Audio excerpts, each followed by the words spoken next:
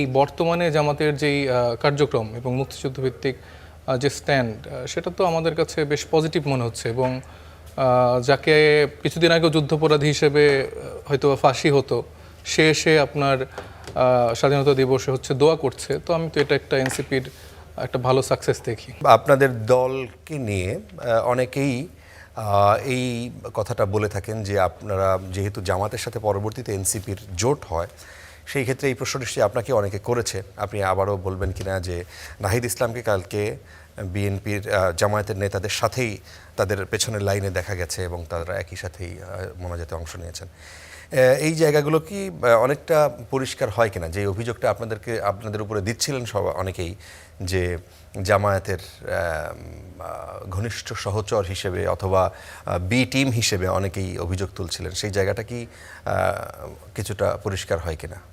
মানে গতকালকে তো বিরোধী দলীয় জায়গা থেকে আসলে আমি যতটুকু বুঝি যে সেখানে সম্মান জানাতে গিয়েছিলেন আমাদের বিরোধী দলের যারা ছিলেন, তো সেই জায়গা থেকে তো সেটুকু আমি এই পর্যায়ে দেখতে চাই।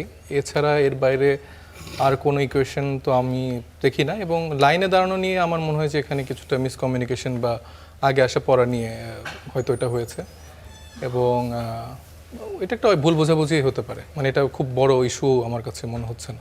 এইটা আপনাদের দৃষ্টিতে কেমন? জামাত প্রথমবারের মতো স্মৃতিসৌধে ফুল দিয়েছে, ডেফিনেটলি খুবই ভালো। মানে তারা তো দীর্ঘদিন অনেকের সাথেই জোট সঙ্গী ছিলেন। আপনি আমার পূর্বের সমালোচককে বললেন, তাদের সাথে তো দীর্ঘ 20-25 বছরের উপরে তাদের একটা সম্পর্ক, এর আগে আরও রাজনৈতিক দলের সাথে ছিল, এবং তাদেরকে বাংলাদেশের রাজনীতিতে আনার ক্ষেত্রে শহীদ প্রেসিডেন্ট জিয়াউর রহমান সাহেব থেকে শুরু করে আওয়ামী লীগ বা প্রত্যেকটা রাজনৈতিক দলের একটা ভূমিকা ছিল, আমরা যতটুকু ইতিহাস পড়ে যতটুকু আমরা জানি।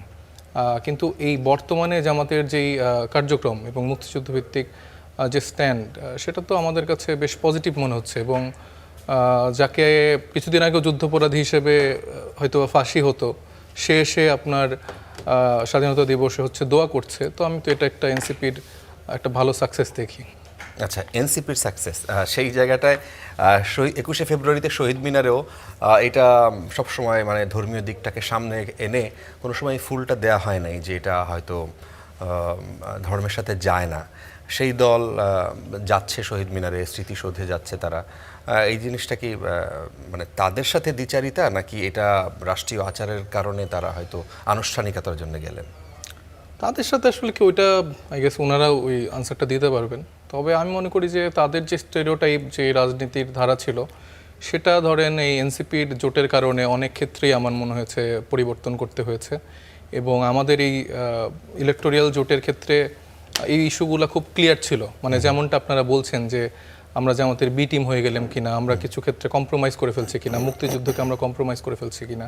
আমাদের কাছে মুক্তিযুদ্ধ অলওয়েজ টপ প্রায়োরিটি। মানে এটা আমাদের 1971 সালের মহান মুক্তিযুদ্ধ যদি অনুষ্ঠিত না হতো তাহলে তো আসলে আমাদের এই পর্যায়ে আমরা আসতে পারতাম না। সো এই জায়গাগুলো তো আমরা কম্প্রোমাইজ কোনোভাবে করতেই পারি না। নারী ইস্যু থেকে শুরু করে যে ইস্যুগুলোতে বারবার সবাই ভাবছিল যে এনসিপি হয়তো বা জামাতের বি টিম হয়ে গেছে বা সেই আঙ্গিকে হয়তো বা চলবে, কিন্তু আমরা তো দেখতে পাচ্ছি যে প্রত্যেকটা স্টেরিওটাইপ সবার যেগুলো চিন্তা সেগুলো ভেঙে যাচ্ছে, এবং জামাতের এই কার্যক্রমগুলোর সাথে মানে এটা তো আমি পজিটিভলি দেখছি।